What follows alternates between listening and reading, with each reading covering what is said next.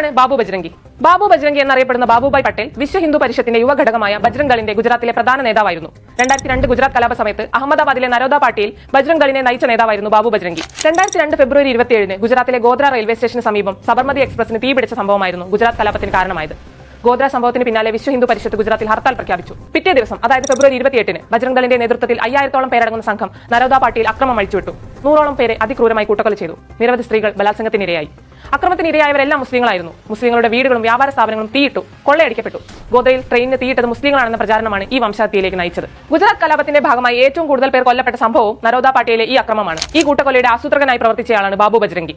അക്രമി സംഘത്തിന് ആയുധങ്ങളടക്കം എത്തിച്ചു നൽകിയതും ബാബു ബജ്രംഗി ആയിരുന്നു. അക്രമങ്ങൾക്കെല്ലാം മൗനാനുവാദം കൊടുത്ത് കൂട്ടുനിന്ന പേരിലും അക്രമികളെ തടയാൻ ഇടപെടാത്തതിന്റെ പേരിലും ഗുജറാത്ത് പോലീസിനും അന്നത്തെ ഗുജറാത്ത് മുഖ്യമന്ത്രി നരേന്ദ്രമോദിക്കും നേരെ ആരോപണങ്ങൾ ഉയർന്നു. ഇന്നും ഗുജറാത്ത് കലാപവുമായി ബന്ധപ്പെട്ട കേസുകളിൽ പലതും തീർപ്പാകാതെ കോടതികളുടെ പരിഗണനയിലാണ്. ഗോദ്ര തീപിടുത്തം ഒരു അപകടമായിരുന്നോ അതോ ആസൂത്രണം ചെയ്ത് നടപ്പാക്കിയതാണോ എന്നതിലും ഇന്നും തർക്കം നിലനിൽക്കുന്നുണ്ട്. 2007 ഇന്ത്യൻ മാധ്യമമായ തെഹൽക്കെ ഒരു സ്റ്റിംഗ് ഓപ്പറേഷന്റെ ഭാഗമായി ബാബു ബജ്രംഗിയുടെ ഒരു ഒളി ക്യാമറ ഇന്റർവ്യൂ പുറത്തുവിട്ടു.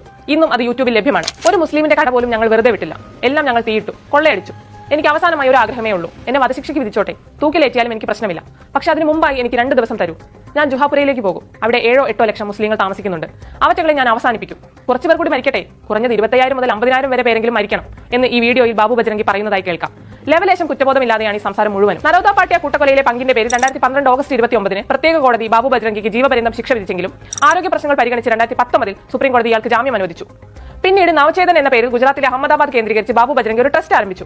അന്യമതസ്ഥരെ വിവാഹം കഴിക്കുന്ന പെൺകുട്ടികളെ അവരെ രക്ഷിക്കുക എന്ന പേരിൽ ഹിന്ദു മതത്തിലേക്ക് തിരിച്ചു കൊണ്ടുവരിക എന്നതാണ് ഈ സംഘടനയുടെ പ്രഖ്യാപിത ലക്ഷ്യമായി പറയുന്നത്. മറ്റു മതങ്ങളിലെ പുരുഷന്മാരെ വിവാഹം ചെയ്യുന്ന ഹിന്ദു മതത്തിൽപ്പെട്ട പെൺകുട്ടികളെ ഭീഷണിപ്പെടുത്തി ആ വിവാഹത്തിൽ നിന്ന് പിന്തിരിപ്പിക്കുന്നതാണ് ട്രസ്റ്റിലൂടെ ബാബു ബജ്രംഗി ചെയ്യുന്നതെന്ന് റിപ്പോർട്ടുകളുണ്ടായിരുന്നു. പെൺകുട്ടികളെ തട്ടിക്കൊണ്ടുപോകുന്ന ഒരു കിഡ്നാപ്പർ എന്നാണ് ബാബു ബജ്രംഗിയെ ദ ഫ്രണ്ട് ലൈൻ മാഗസിൻ 2006 പുറത്തുവിട്ട ഒരു റിപ്പോർട്ടിൽ വിശേഷിപ്പിച്ചത്. നിങ്ങൾ ഒരു പെൺകുട്ടിയെ രക്ഷിച്ചാൽ അത് 100 പശുക്കളെ രക്ഷിക്കുന്നതിന് തുല്യമാണ്. ബാബു ബജ്രംഗിയുടെ നവചേതൻ ട്രസ്റ്റിന്റെ ലഘുലേഖയിലെ വരികളാണിതെന്ന് the Frontline magazine report ചെയ്യുന്നു.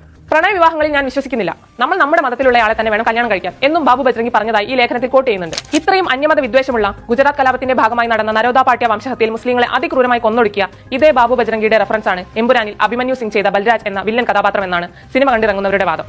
എന്തായാലും എഡിറ്റ് ചെയ്ത് പുറത്തിറങ്ങാനിരിക്കുന്ന എമ്പുരാനിൽ എന്തൊക്കെ മാറ്റങ്ങൾ ഉണ്ടാകുമെന്ന് ഇനി കണ്ടറിയാം.